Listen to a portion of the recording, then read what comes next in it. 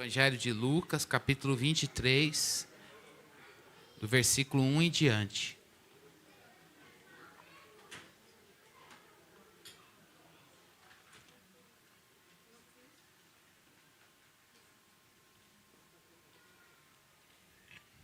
Lucas 23.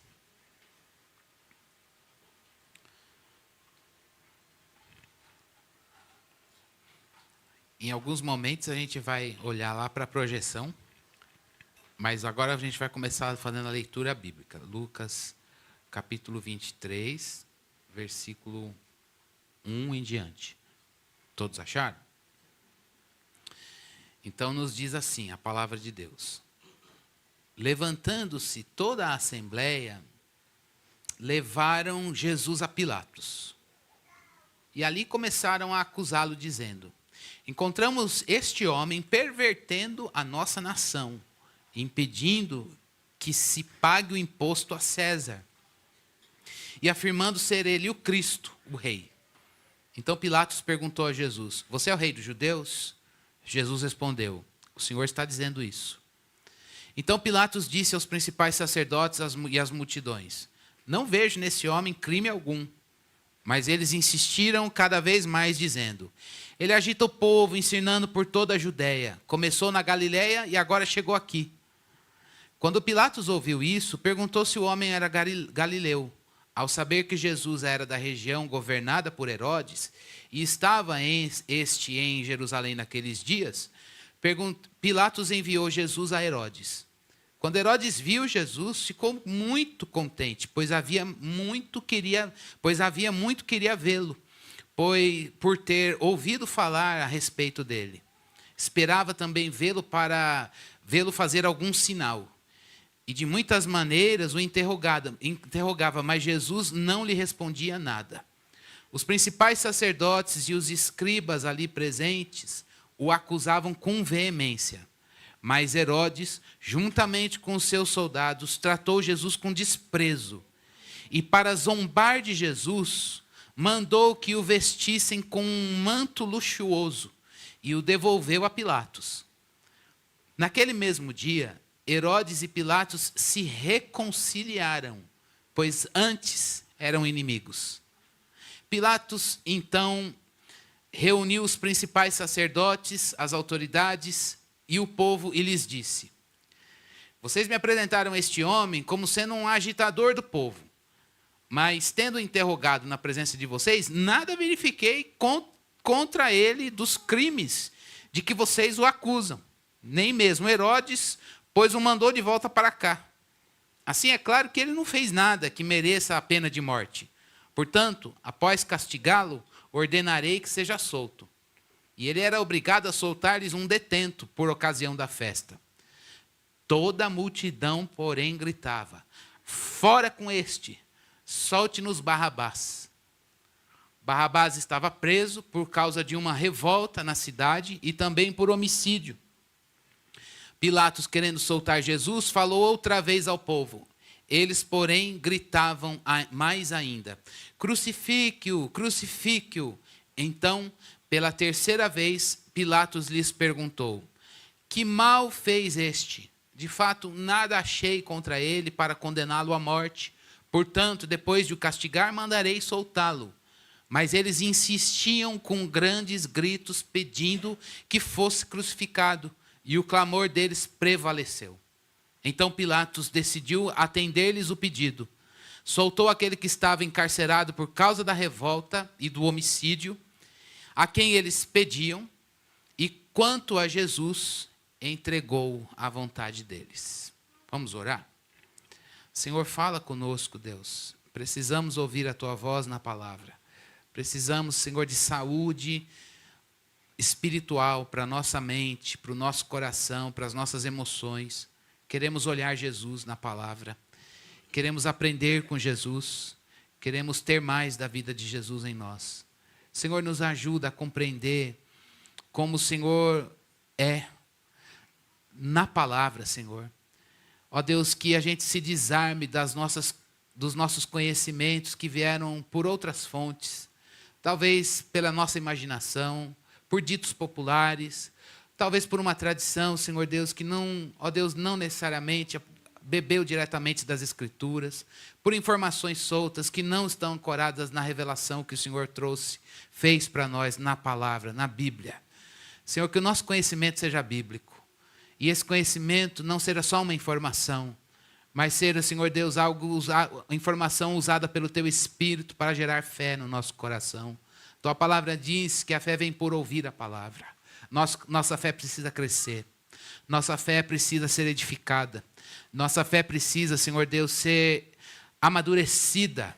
E nós sabemos que o caminho para isso, que o Teu Espírito usa, é o conhecimento da palavra.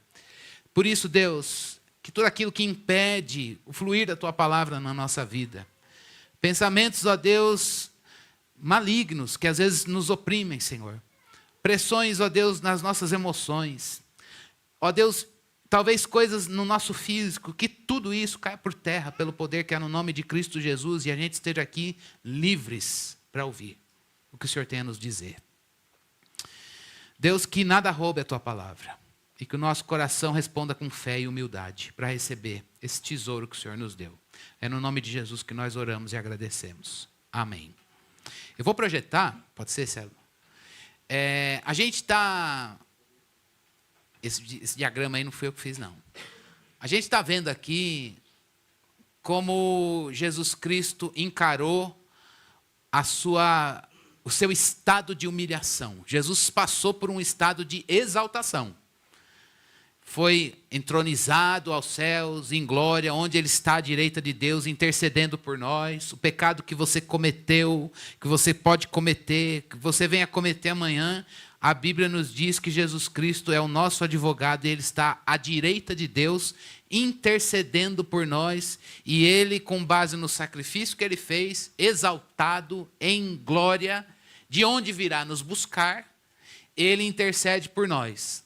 Mas a exaltação de Jesus foi antecedida pela sua vida de humilhação. E a vida de humilhação, o estado de humilhação de Jesus, que antecedeu a sua exaltação, ela é pautada, esse estado de humilhação é pautado por alguns tópicos, que eu trouxe ali para vocês, que não são meus, eles estão publicados no mundo da teologia, eu só quero colocar para vocês. E aula de teologia hoje? Não. Mas é importante que você só lembre, porque um deles toca no texto que a gente acabou de ler. O estado de humilhação de Jesus. Ele é o Logos pré-existente, Deus desde sempre, mas Ele encarnou, virou gente. João fala isso, o verbo se fez carne, habitou, foi reconhecido em figura humana, como disse Paulo no livro de Filipenses. Ele foi gerado pelo Espírito Santo, nasceu de Maria, a virgem. Ele se batizou. Mateus capítulo 3 mostra isso para a gente. Ele se batizou porque ele tinha pecado? Não. Mas para se identificar com os pecadores pelos quais ele haveria de receber o pecado. Ele anunciou o reino de Deus. A gente viu isso que ele pregou, principalmente lá na Galileia. E aqui, quando ele veio para Jerusalém para morrer, que são os textos que a gente tem lido nesses últimos domingos, ele intensificou a figura do servo sofredor. Jesus veio como um servo, mesmo sendo Deus, ele sendo Deus, não deixou de ser, ele foi reconhecido em figura humana, e essa última semana, ou essa sexta-feira da paixão prolongada, esse sofrimento que semana após semana a gente tem visto aqui, Ele está ali se apresentando para nós como um servo, Deus que serve e passa pelo sofrimento para expiar o seu, o meu, o nosso pecado, porque Ele não tinha pecado dele mesmo para fazer isso. E Ele não sofreu como um servo só para ser um exemplo de moral e ética. Que legal esse Jesus dos cristãos, que tem uma ética maravilhosa. Não. Ele pautou um caminho e ele abriu um caminho para que eu e você, nós pudéssemos andar nele no poder do Espírito. No sermão de hoje, a gente vai ver um pouquinho mais desse servo sofredor. E aí, eu já retomo isso no outro slide. Jesus, é para a gente olhar para Jesus como um servo sofredor e a gente pensar como eu sofro as dores, como eu enfrento, como você enfrenta as dores que Deus, na agenda dele, põe para você na vida. A gente vai voltar para essa pergunta já já. Vamos para o próximo slide. Nesse estado de humilhação, Jesus Cristo teve que lidar com Pôncio Pilatos, a gente leu no texto. Esse Pôncio Pilatos, ele era um procurador de Roma na região da Palestina. Ele governava, ele era uma expressão da autoridade de Roma lá naquela região, governou essa região chamada de Judeia. Ele governou ali dos anos 26 a 36 depois de Cristo. Pilatos julgou Jesus, falou, tá, não vi nada, já fiquei sabendo na informação que você é galileu, então eu vou te mandar para a autoridade dos judeus, que é o Herodes Antipas, e ele governa lá na região da Galileia. Esse Herodes que governava na região da Galileia está ali desde 4 a.C. a 39 depois de Cristo, no versículo 7 a gente viu lá. Ao saber que Jesus era da região governada por Herodes, e estando em Jerusalém naqueles dias, Pilatos enviou Jesus a Herodes. Falou, olha, eu não tenho nada para falar dele, Lucas deixa muito claro, eu não vejo nenhum motivo para condená-lo. Então eu vou mandar para um outro governante da região lá que você exerceu o seu ministério, porque pode ser que ele é do judaísmo e ele consiga trabalhar melhor essa questão. E aí, volta para Pilatos, e Pilatos fala, não vejo nenhum problema nele. Mas a multidão, que era formada por sacerdotes, autoridades e a multidão do povo em geral, eles gritavam mais ainda, a gente quer que você o crucifique. Crucifica-o, crucifique-o. Jesus Cristo teve que lidar com essa consciência. Ele não fez nada errado. As autoridades confirmaram, a gente não vê nada de errado na vida dele, está público, e a multidão está dizendo, a gente quer que ele seja crucificado. Gente, só um servo sofredor enfrenta isso. Só um servo sofredor enfrenta uma situação dessa. Eu estou sendo condenado por um crime que eu não cometi, a acusação é infundada, e ele sabe que tudo isso faz parte do plano de Deus de salvar a sua vida do pecado e a minha vida. E ele se sujeita à vontade de Deus. Diante disso, eu me lembrei do que Paulo diz em Filipenses capítulo 1, versículo 29. Porque a gente recebeu a graça de sofrer por Cristo e não somente crer nele. A gente está em vias de batismo e a gente está com muito esse negócio de todo mundo. Eu estou com um candidato em casa que vai para fazer profissão de fé, então eu fico lá fiscalizando. Deixa eu ver aí, filho, o que é que você está escrevendo sobre o que é que você crê? E a gente ouviu hoje muitos candidatos, muito pessoal de novos membros e candidatos ao batismo falando do que eles creem. E aí eu quero dizer para vocês, novos membros, candidatos ao batismo, o privilégio não é só de crer, mas é de sofrer por ele. O privilégio que Jesus Cristo nos dá de sermos parte da família dele não é só de crer nele, mas é de sofrer por ele. E aí a pergunta que fica é, eu, Cris, você quer sofrer por Cristo? A nossa carne aguenta sofrer por Cristo? Não. A gente encontra atalhos para fugir de sofrimento. Não sei se você é assim, vi de sermão da semana passada, eu me incluo na ala dos covardes. Não tem a coragem de Pedro. Uma coragem que bate no teto, mas de bate pronto, eu já queimo na largada. Não vou. E você? Não, aqueles que falam, não, eu vou dar conta, minha carne vai, eu tenho coragem para enfrentar. E aí, como quando vem a ameaça, igual Pedro, você diz, pensando bem, eu vou proteger a minha própria existência.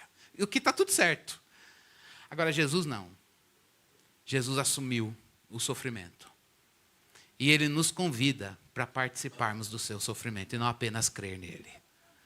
A gente precisa equiparar essas duas coisas hoje, irmãos. Jesus é um servo sofredor no seu estado de humilhação. E como servo sofredor, ele convida você para crer nele. Mas ele também convida para sofrer. Sofrer por amor a ele. Que Deus hoje realize um seminário sem professor na nossa cabeça. Entende isso? Ele realiza um seminário sem professor no meu coração e no seu, para que a gente olhe para o nosso sofrimento no parâmetro de Cristo. E a gente se lembre disso. Deus está me dando a oportunidade de não só crer nele, mas de sofrer por ele, por amor a Cristo. Diante disso, eu queria fazer uma pergunta. Ah, não é ainda. Essa é para o final. A pergunta está aqui. Você, eu, nós sofremos nele. Queria que você pensasse na luta que Deus pôs diante de você nesses dias. Ou que você está enfrentando e talvez você diga, não passa, hein? Não passa. Eu já orei, já pedi, clamei.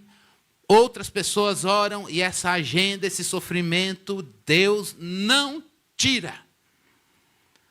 O poder do Espírito de Deus, que Lucas mostrou tão bem para nós, que agia na vida de Jesus, está sobre você, sobre mim, sobre nós. Para produzir em você, gerar em você, em mim, em nós, o coração do servo sofredor Jesus. É só no poder do Espírito que a gente vai passar pelo sofrimento, manifestando Jesus e não a nós mesmos.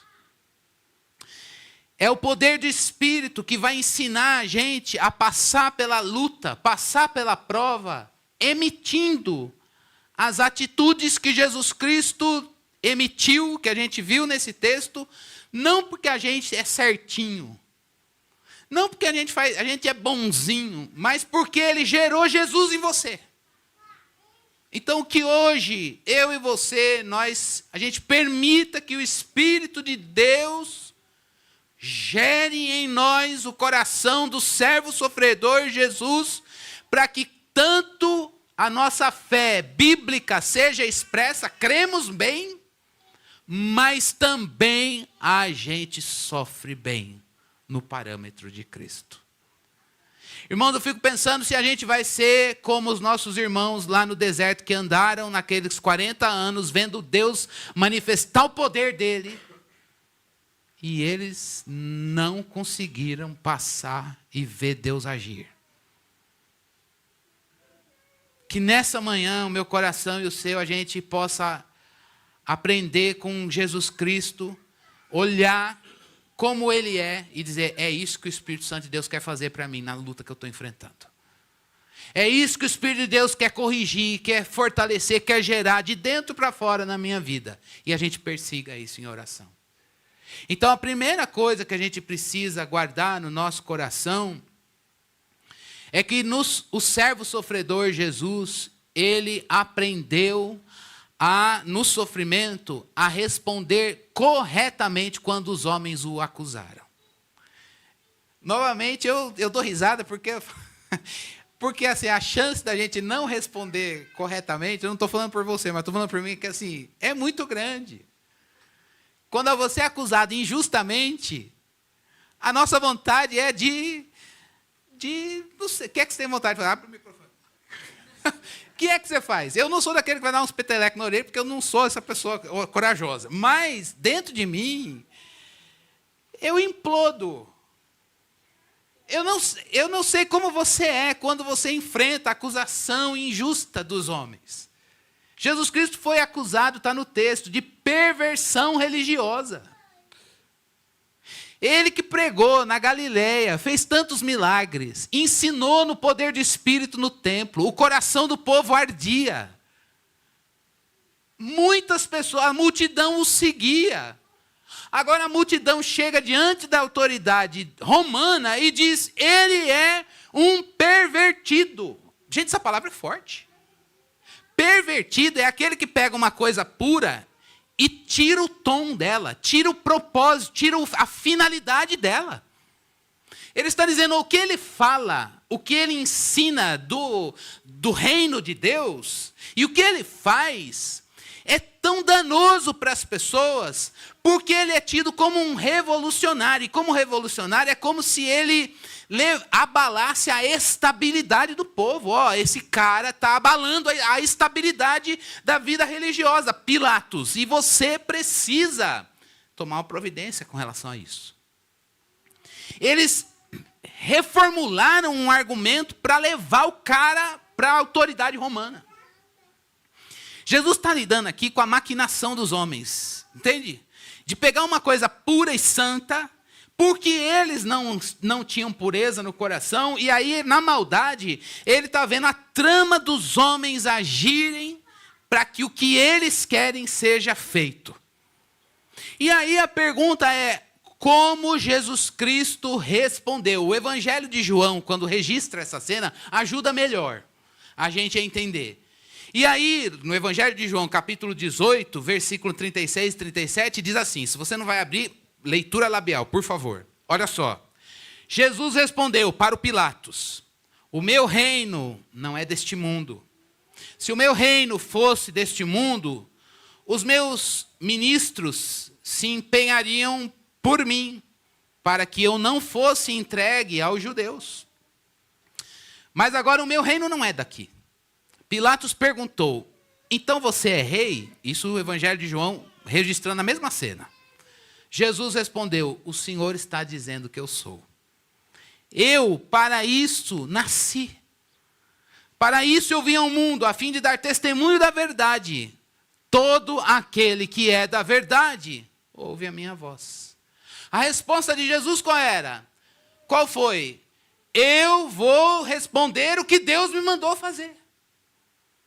E ele está dizendo, eu não quero as instâncias do poder. O que eu quero é mostrar o reino de Deus. Tanto é que se o meu reino fosse deste mundo, os meus ministros se empenhariam por mim, para que eu não fosse entregue aos judeus. Diante disso, Pilatos fez o quê? Ele viu que Jesus Cristo, ele admitiu que Jesus Cristo não estava ali falando em termos políticos, mas em termos da vida espiritual. Jesus está dizendo, olha, eu não quero o trono. O que eu quero é reinar no coração das pessoas. Eu vim para libertar cativo do pecado.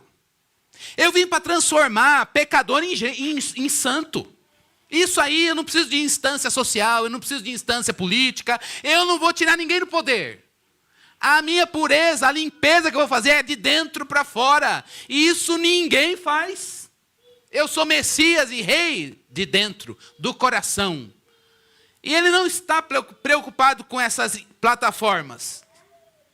E Jesus Cristo, é interessante que ele responde assim, e o Pilatos sabe da inocência.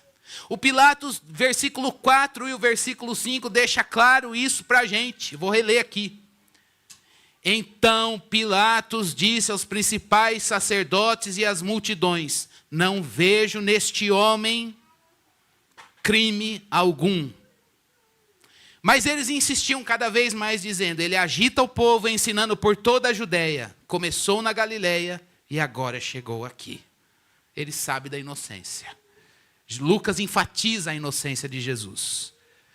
Mas na acusação dos homens, Jesus Cristo, ele responde aquilo que Deus, com base na ação de Deus, na vocação, na missão que Deus lhe deu de morrer por nós. E aí, meus irmãos, pensando que eu e você, por termos o privilégio de não apenas crer em Cristo, mas sofrer por Ele, nós vamos passar pelo sofrimento por amar a verdade, e você vai lidar com a trama dos homens para te acusar injustamente, à luz do sermão da semana passada, às vezes zombando do que é santo. E nessas horas, a gente precisa estar cheio do Espírito para lidar com a acusação dos homens.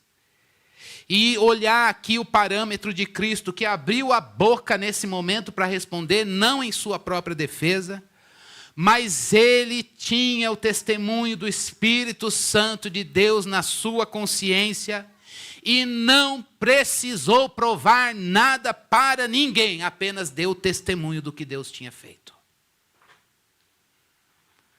Essa é a resposta crente. Essa é a resposta de Jesus.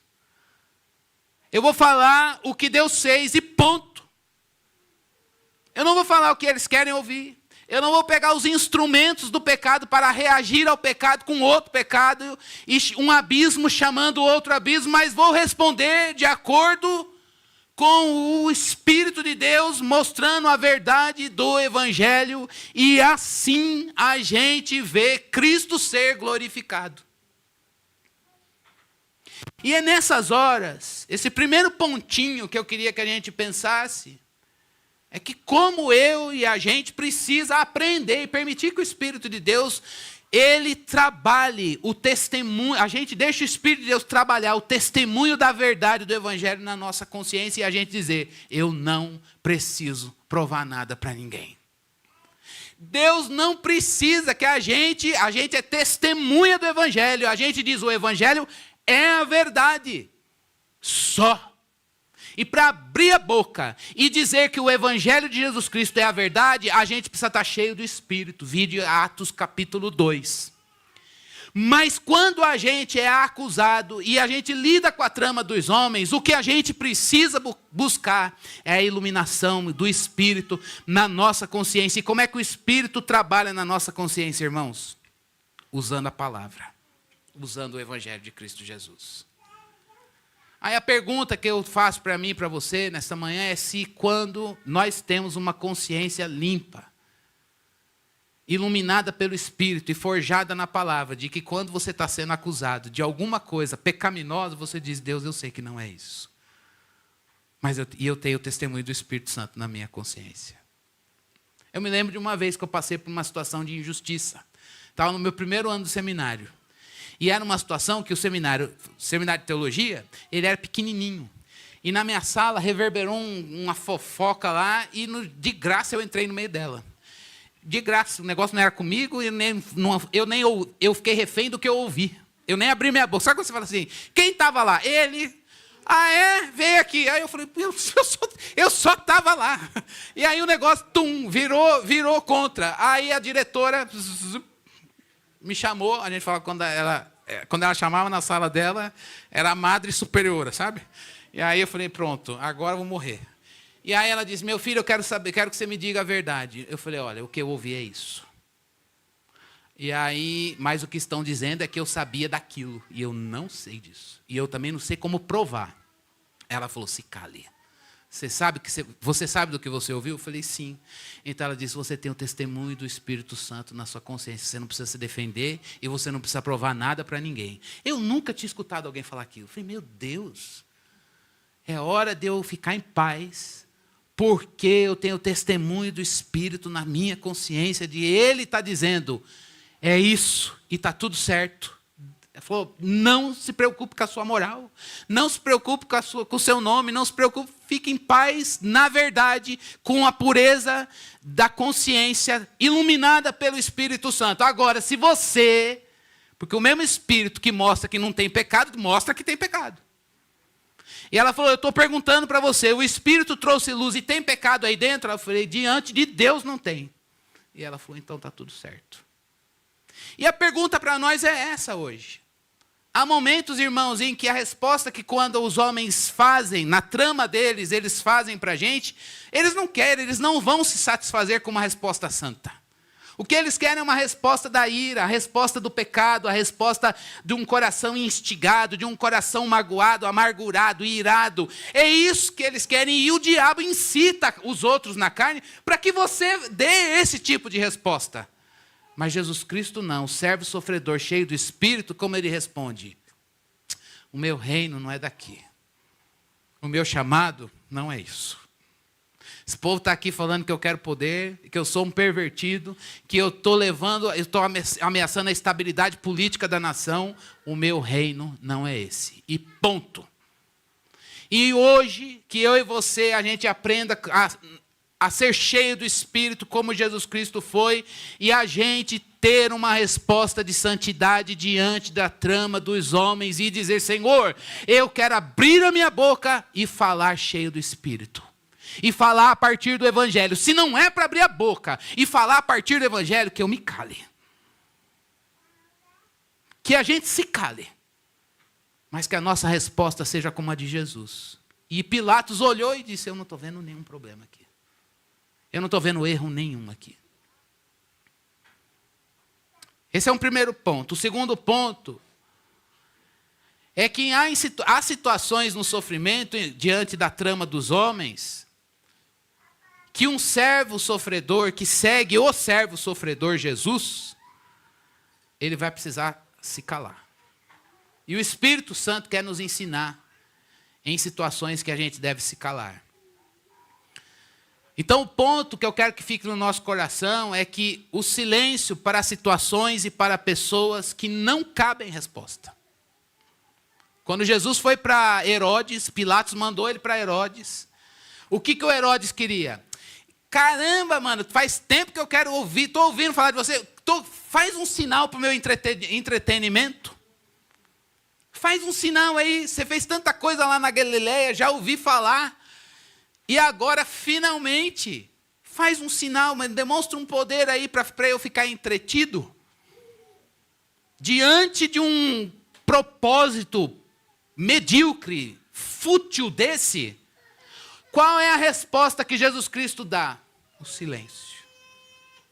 Diante de uma proposta tão infundada, tão medíocre, ele tem esse discernimento de que é uma situação em que não cabe resposta nenhuma. Herodes futilmente aqui está querendo um sinal miraculoso para o entretenimento dele e da sua corte.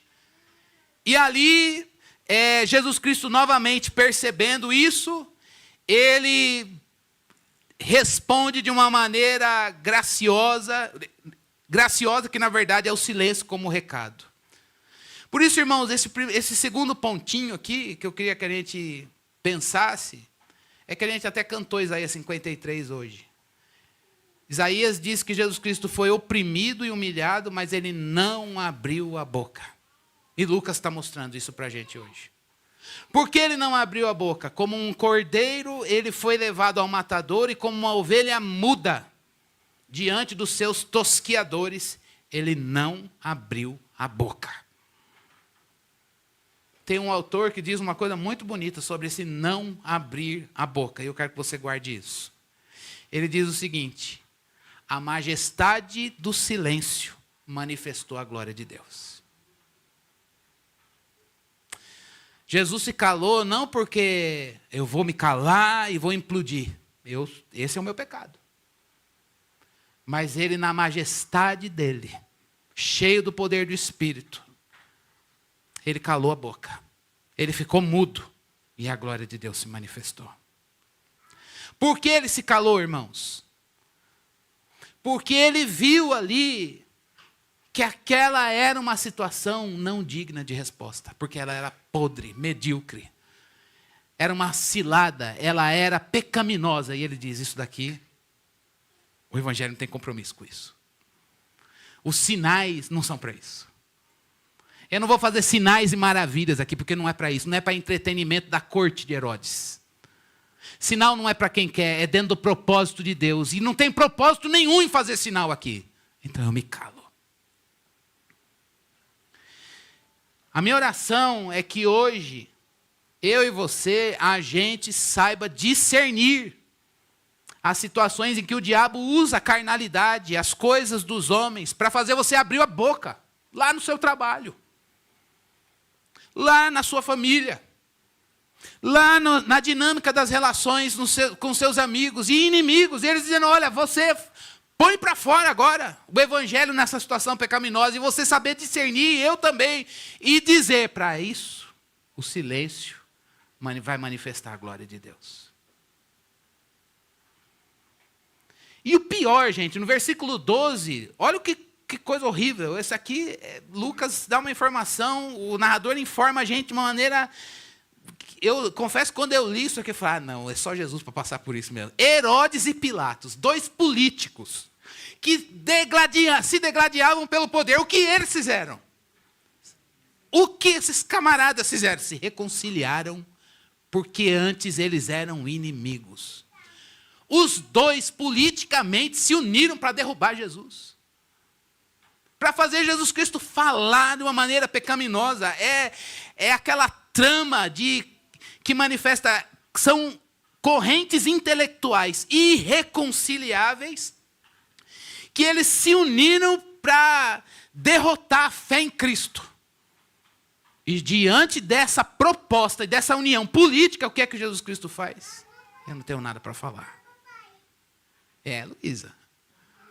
Tem titio também. Tá bom. Por isso, gente, esse segundo ponto que o Espírito de Deus quer forjar em mim e em você é a gente saber a hora de se calar. Mas não se calar da implosão. Mas se calar, a exemplo do nosso Mestre Jesus, de dizer, para essa situação, o Evangelho não precisa responder. Será que a gente consegue ter esse discernimento dos convites, essas ofertas e essa instigação que vem na nossa carne para a gente dizer, responde.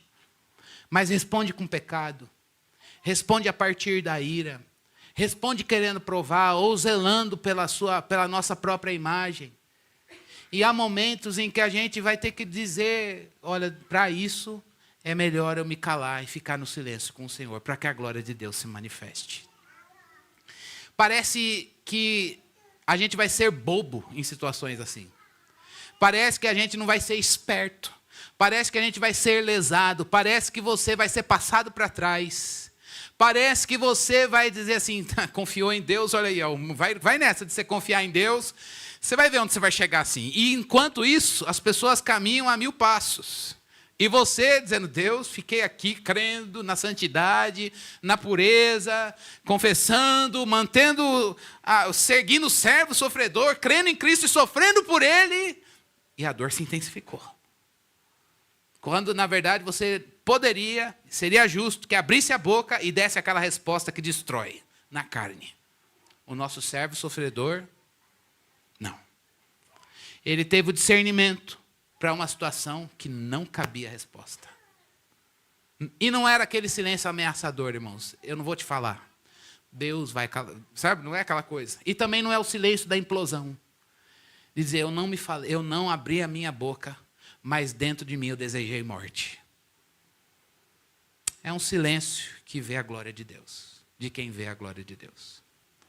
Será que quando eu me calo em situações que não cabem resposta porque são tramas do pecado, a gente viu a glória de Deus e diz, Deus, eu não preciso responder.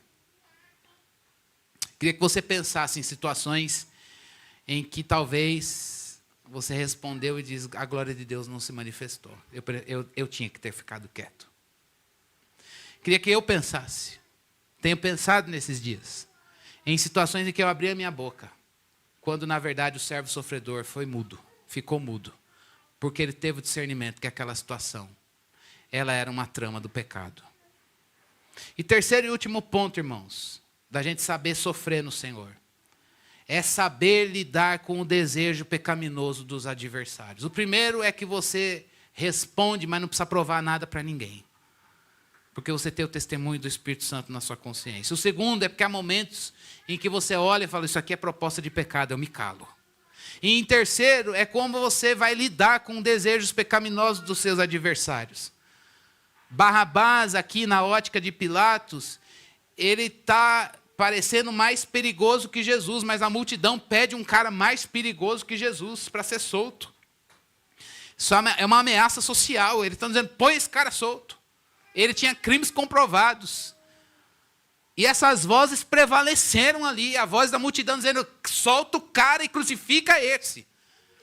Jesus Cristo teve que lidar com isso. Meu Deus, olha a insanidade das pessoas. Querem o louco solto e o inocente condenado. Ele teve que lidar com essas vozes e aí diz o texto para nós. Olha que forte isso daqui. Jesus Cristo teve que ver o quê? Jesus teve que ver Pilatos entregar Jesus à vontade deles.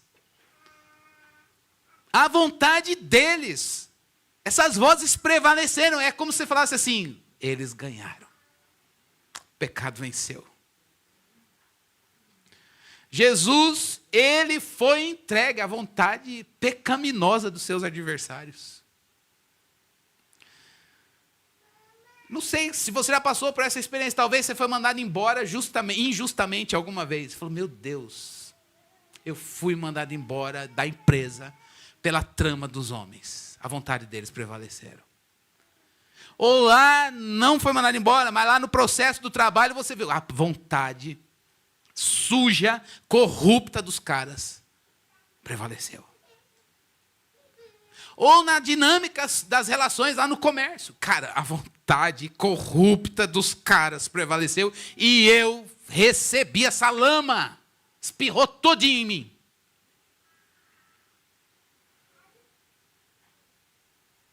Mas Jesus Cristo olhou tudo isso e o texto está dizendo claramente. Pilatos decidiu atender-lhes o pedido. Soltou aquele que estava encarcerado por causa da revolta e do homicídio a quem eles pediram. Olha a instabilidade social, do perigo que eles estavam correndo por causa dessa decisão. E quanto a Jesus, entregou a vontade deles.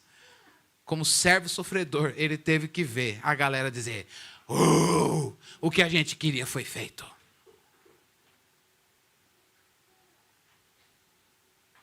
Mas Jesus não foi... Há uma sombra disso daqui lá no Antigo Testamento, com a qual a gente se identifica. Lembra de José? Que se tornou rei no Egito, mas foi vendido como um escravo pelos seus irmãos e apresentado como morto para o pai. E quando ele encontrou com seus irmãos, anos depois, lá no poder, olha o que ele disse. Talvez, se fosse você, poderia cantar o hino da vitória e o melô da vingança. Mas não, quando eu olho, eu falo, isso aqui é uma sombra de Jesus enfrentando isso. Entregue à vontade dos seus inimigos. Quando ele encontrou os seus irmãos, o que ele disse? Agora, pois, Gênesis 45. Não fiquem tristes nem irritados contra vocês mesmos, por terem me vendido para cá. Porque foi para a preservação da vida que Deus me enviou adiante de vocês. Assim não foram vocês que me enviaram para cá, e sim Deus, que fez de mim como que um pai de Faraó e senhor de toda a sua casa, como um governador em toda a terra do Egito. O ponto que eu queria destacar é quando ele disse: não foram vocês, e sim Deus. Irmãos, tem um autor que olha para essa cena de José e ele diz: Deus trouxe redenção para a memória de José. Redenção para a memória de José. Ele sofreu a traição, a mentira e a trama. A vontade dos irmãos foi feita, mas o Senhor trouxe redenção para aquela memória. Ele lembrou do fato, foi pecado, os irmãos erraram, mas ele olhou para tudo aquilo e liberto dos afetos ruins daquela experiência. Isso é sofrer no poder de Espírito. Pode chamar do que você quiser. Cura da alma, cura interior, libertação das emoções, o nome que você quiser dar. Eu vou pegar um nome reformado: redenção da memória. Eu preciso disso. Eu preciso disso. E acredito que você também, em algum momento da tua vida, você viu a vontade dos seus inimigos e adversários prevalecer. Pode ser que você esteja aqui hoje: eu não entendo por que Deus me deixou ser vendido. Eu tenho um problema na minha carreira, lá naquela empresa, tenho trauma de lembrar de como eu fui não promovido, o outro foi promovido, ou fui mandado embora, ou lá no trabalho, ou na tua vida eclesiástica, como você foi lesado e a vontade dos seus adversários a vontade deles foi satisfeita. Mas o nosso servo sofredor, ele aprendeu a lidar com a vontade dos seus adversários e ele se calou, mas em momento nenhum a sua memória despertou nele pecado. Em José, falível como eu e você, ele precisou aprender isso. E ele está sombreando aquilo que Jesus Cristo vai enfrentar vicariamente no nosso lugar, como a gente leu hoje. E é por isso que a gente pode olhar para a experiência de José e entender que o que Deus quer para mim e para você é que quando a gente olha para essas situações, se a gente estivesse diante dessas pessoas que lesaram a nossa vida, você poder dizer, não foi você, mas foi Deus que permitiu tudo isso, para que hoje eu estivesse aqui e a vontade dele fosse feita. Que hoje a gente possa permitir que o Espírito de Deus cure os afetos ruins das lembranças do passado. Eu acredito que todo mundo aqui tem passado.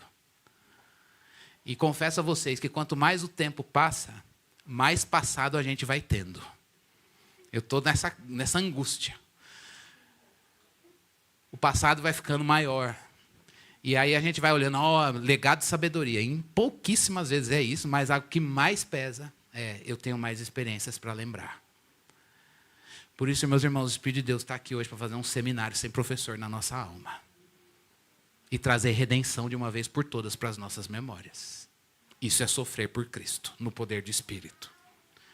Se as suas lembranças dos seus erros, dos erros dos outros, dos erros que você praticou, dos erros que fizeram contra você, essas memórias, elas estão carregadas de afetos, de acusação, de peso e de dor.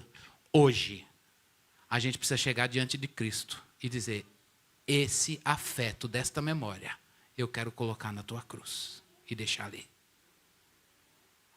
E dizer como José, não tem nada. Eu estou livre.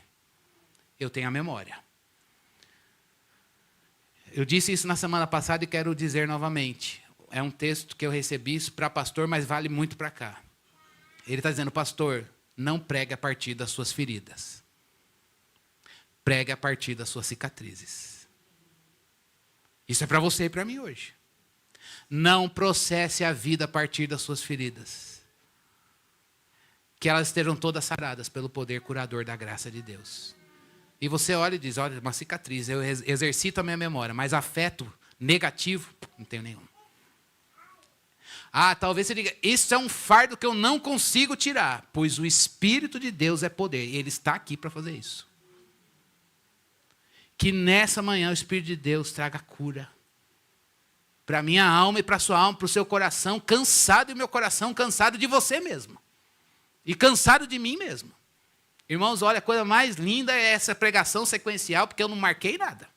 Aliás, marcado está, desde o começo do ano. E Deus vai pôr na agenda da vida no texto. Então é isso aqui, essa é a profecia que Deus quer para a fonte hoje. É essa profecia que Ele quer aqui. Então hoje, vamos deixar fardo que é Jesus Cristo, o servo recebeu sobre Ele, que você não precisa. Que a gente saia daqui hoje com a redenção nas memórias. Banhado no perdão.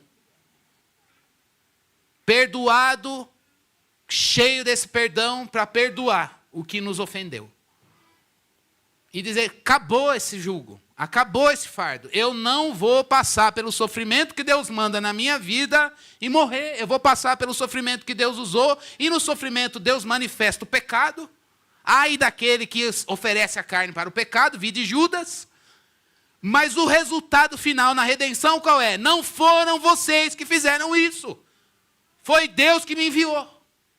E Deus usou tudo isso para glorificar o nome dele. O que é pecado fica feio, é tido como pecado, mas o pecado não impede o agir da graça de Deus na sua vida e na minha vida. Então eu vou tocar em aplicações difíceis. Você foi abusado, você foi lesado, roubado, roubou, matou, tiraram pessoas que são importantíssimas para você. Não há dor que a graça de Deus não consiga te libertar. Não há dor que o sangue de Jesus não possa tirar. Ele não possa sarar o teu coração e a tua alma. E é o meu coração e a minha alma. Portanto, hoje, a gente precisa dizer, Deus, eu só quero a memória. Mas eu não quero mais essas feridas abertas. Isso é sofrer por amor a Cristo. Isso é sofrer por amor a Cristo. Agora eu preciso ser responsável, e você também, de dizer, chega dessa dor, Deus, está aqui. Essa dor, ela está me fazendo ficar amargo. Ela está me fazendo não olhar o teu plano. E eu não estou vendo redenção para as minhas memórias. Mas o Espírito de Deus, Ele quer trazer redenção para as suas memórias. E cura, e libertação, para aquilo que o Senhor quer usar para a glória dEle. Por isso, um arremate, Celo, por gentileza, último slide. Servo no poder do Espírito, responde com graça, porque o testemunho do Espírito é maior que as acusações humanas e espirituais. Espirituais aqui malignas, do diabo. O diabo é acusador. Servo no poder do Espírito, discerne as situações em que o silêncio é a melhor arma, pois manifesta a glória do Redentor. Servo no poder do Espírito de Cristo, eu coloquei Espírito de Cristo usando o termo que Paulo usa, busca a redenção para a memória, para situações que envolveram desejos pecaminosos dos homens adversários. Os homens erraram. Os homens pecaram contra você. Os homens pecaram contra Jesus, a vontade deles foi feita. Mas o Espírito de Deus, no caso de José, trouxe redenção para a memória. E é isso que eu preciso buscar e você buscar também. Não quero fazer regressão nenhuma. Mas pense aí. Pense desde quando a tua memória está ativa em tudo que te marcou. Eu fiz isso. Fizeram isso. Eu fiz isso. Por ter recebido isso, eu reagi assim. Até hoje, eu carrego essa marca. Que você permita que o Espírito de Deus, e Ele tem poder, para deixar tudo isso cicatriz. Cicatriz. E não mais ferida aberta. Irmãos, isso é avivamento. E o Espírito de Deus quer fazer isso na minha vida e na tua vida. Deixa chorar. Deixa doer. Mas que seja a última vez em que isso prega. Que as tuas feridas não preguem mais. Mas a redenção da memória. Que o Espírito de Deus pode fazer com base no sacrifício de Jesus. Opere. Vamos orar? Aproveite esse tempo para jogar essas coisas lá na cruz. Porque é lá que tem que estar. E não no meu coração e no teu. Senhor, a gente pede que o Senhor traga a memória, Deus. Quantas vezes as coisas ruins dos adversários prevaleceram e a gente pergunta por que o Senhor não fez nada? Por que o Senhor estava lá e não reagiu? Senhor, por favor, nesta manhã, a gente não quer voltar para a vida como a gente veio aqui. A gente quer voltar diferente. A gente não está aqui para brincar, Senhor Deus, de ler o sacrifício de Jesus, o cordeiro que foi mudo para a morte, Senhor Deus, que se calou, Senhor Deus, só para a gente pensar, ó Deus, o quão cristocêntrico nós somos. A gente quer ser cristocêntrico, Senhor Deus, na nossa própria história. E é por isso que nessa manhã, Senhor Deus, a gente quer encarar diante do Senhor coisas que a gente pôs uma tampa, mas que não estão curadas, em que não há redenção. Que a redenção de Cristo não, Senhor, selou essas feridas. Não fechou essas feridas. E elas ainda continuam sendo lugares de onde a gente processa a vida e ainda prega. Junto com os meus irmãos, eu me humilho diante da cruz. Eu me prostro diante da cruz para dizer, Senhor, que tem pecados na minha vida que eu cometi, que viram um fardo, Senhor Deus, porque a memória ainda, Senhor Deus, precisa ser trabalhada com a redenção que há em Cristo Jesus. Deus, talvez tenham erros dos outros sobre mim, Senhor Deus, que ainda pesam. E a vida, Senhor Deus, anda pesada, Senhor Deus, no caminho que é Cristo. Mas nesta manhã, Senhor, junto com os meus irmãos, eu quero me humilhar diante do Senhor e dizer, chega. Chega. Basta.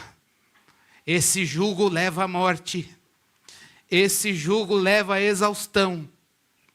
Esse jugo, Senhor Deus, impede de a gente ter esperança da vida eterna, Senhor.